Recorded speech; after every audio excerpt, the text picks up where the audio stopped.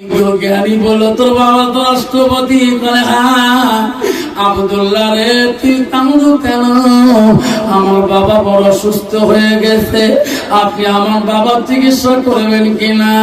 আব্দুল্লাহ চোখের পানি দেখি মদিনা থেকে বিজ্ঞ জ্ঞানী বলছে, আব্দুল্লাহ আমি এমন ছেলে জীবনে দেখি নাই রে, বাবার ছেলে এত পাগল হয়ে যা। আব্দুল্লাহ কান্দি কান্দি বাড়ি আসে বিজ্ঞ চিকিৎসককে নিয়ে আসি, দেখে রে সাহাবা কেরামের চোখের পানি, তার বোন চোখের পানি ফেলে কাঁদতেছে।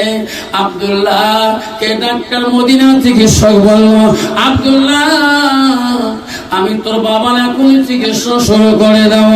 আব্দুল্লাহ রে তুমি ঘরে যাও, ঘরে যেয়া তুমি এক গেলাম ঠান্ডা আঙ্গুরের রস বানিয়ে নিয়ে আসো, তোমার বাবাকে আমার সামনে এক গ্লাস আঙ্গুরের রস ঠান্ডা খাওয়া দাও।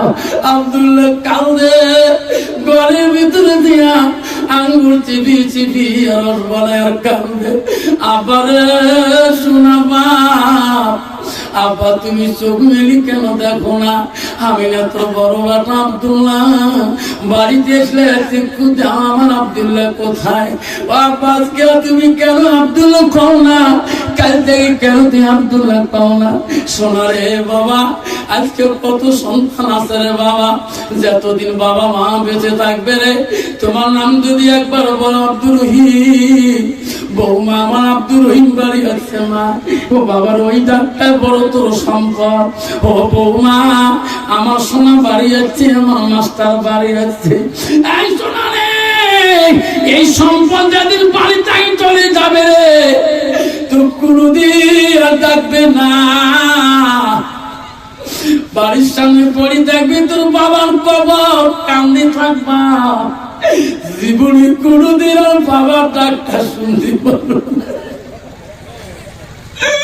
কোনদিন আসবে না রে মাস্টার রে। বাবা তুমি যখন বুকো যাও আমার কলিজাটা কান্দে, বারবার বৌমাকে বলি, মা বাবা মাস্টার বাড়ি হচ্ছে, মা দেশের পরিস্থিতি ভালো না, তুমি যতটুকু বাড়িয়েছো নাই, তোর মা তোর বাবা খায় নাই, বারবার তোর মা বাইরে বেরিয়ে দেখছে মাস্টার এলাও আসে।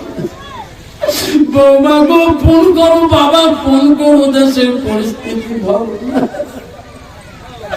আব্দুল্লাহ আঙ্গুর রস নিয়ে যায় ডাক্তারের কাছে দেখা হয়। আব্দুল্লাহ রে কাঁদিস না বাবা, রস দিয়ে দে, তোর বাবার মুখে রস দে। আব্দুল্লাহ মুখে রস চালি দে। আব্দুল্লাহকে বল, আব্দুল্লাহ রে আমি পাগল, বাবা চিকিৎসা করালে তোমার বাবা মুখে রস খাইল, সারা তোমার বাবা শরীর দিয়ে ওই সারা মতন করে বেড়ে যাচ্ছে।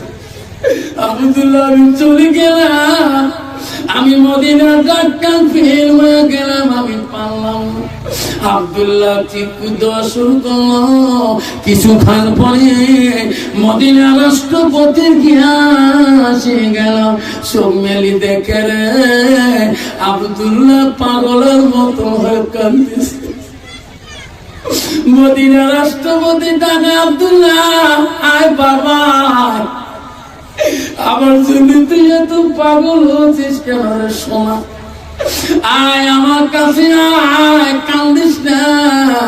কিছুক্ষণ আগে বাবা আজাইল আমার সালাম দিয়ে গেল, আমি চলে যাবো রে মানে, কান্দিস না, কান্দিস না। হযরত ওমর দেখে বেটি কাঁদতেছে, হযরতে হাফসা, হযরত ওমরের একটা মেয়ে তো তার নাম হযরতে হাফসা, নবীজির 5 নম্বর বিবি ছিল হযরতে হাফসা। হযরত ওমরের মেয়ে হাফসাকে ডেকে ডেকে বলে, বেটি এত কাঁদতেছো?